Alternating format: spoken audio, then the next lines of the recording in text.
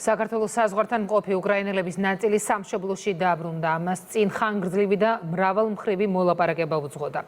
დარიელთან კიდევ რჩება უკრაინის მოქალაქეთა მცირე ჯგუფი. შინაგან საქმეთა სამინისტრო მზად არის მოვალეობის შესრულებისთვის და კიევთან თანამშრომლობისათვის. ანუკე ჩხიკვაძე გვერდება. ორთვენახევრიანი ლოდინის შემდეგ დარიალის სასაზღვრო პუნქტთან მყოფი 65 უკრაინის მოქალაქე სამშობლოში დაბრუნდა. მათი გამგზავრება საქართველოსთან მოხდა ნებაყოფლობით, ჩარტერული რეისით და მესამე ქვეყნის გავლით.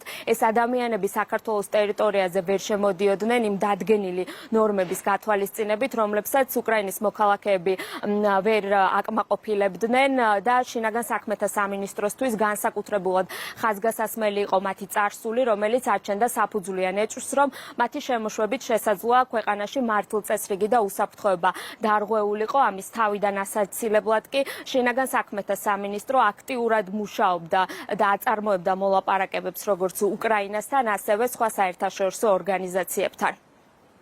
ეს პირები ორთვენახევარის განმავლობაში იმყოფებოდნენ დარიალის საზღვრო გამშვებ პუნქტზე და მათი შემოშვება ქვეყანაში არ ხდებოდა იმის გამო, რომ ისინი არ აკმაყოფილებდნენ კანონით გასაზღვრულ საზღვრისკვეთის მოთხოვნებს. გარდა ამისა, მათი წარსული და მათი განხორციელებული ქმედებები იძლეოდა იმის ვარაუდის საფუძველს, რომ ქვეყანაში შემოშვების შემთხვევაში ქვეყნის უსაფრთხოებას და მაწესრიგს ისინი საფრთხეს შეუქმნიდნენ. ჩვენ აქტიური მოლაპარაკებები ჰქონდა უკრაინულ მხარესთან, ასევე სხვადასხვა საერთაშორისო ორგანიზაციებთან და საბოლოო ჯამში დაორგანიზდა მათი ორგანიზებული გაყვანა ქვეყნიდან და დაბრუნება საკუთარ სამშობლოში. ამისათვის ორი ჩარტერული რეისით 65 მოქალაქე გაემგზავრა ჯერ მოლდოვაში, ხოლო შემდგომ ისინი დაბრუნდებიან საკუთარ სამშობლოში. აღსანიშნავია, რომ საქართველოს სახელმწიფო სხვა საზღვართან კვლავ რჩება იმ პირთა რაოდენობა, რომლებიც ამ დრომდე ვერ მიდიან სამშობლოში, რისთვისაც ქართული მხარე აქტიურად მუშაობს, რომ ეს ადამიანები უსაფრთხოდ დაბრუნდნენ სამშობლოში და ამისთვის შინაგან საქმეთა სამინისტრო აქტიურად აწარმოებს მოლაპარაკებებს როგორც უკრაინასთან, ასევე საერთაშორისო ორგანიზაციებთან. დარწმუნებული ვარ, რომ დარჩენილი პირები, რომლებიც ამჟამად იმყოფებიან დარიალის სასაზღვრო გამშვებ პუნქტზე, ისინიც მშვიდობიანად დაბრუნდებიან საკუთარ სამშობლოში.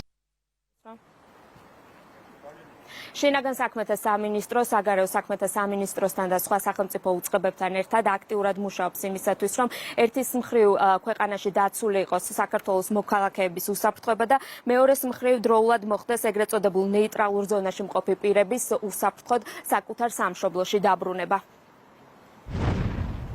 მადლობ, ეს ანუკი ჩხიკვაძე იყო და ქართული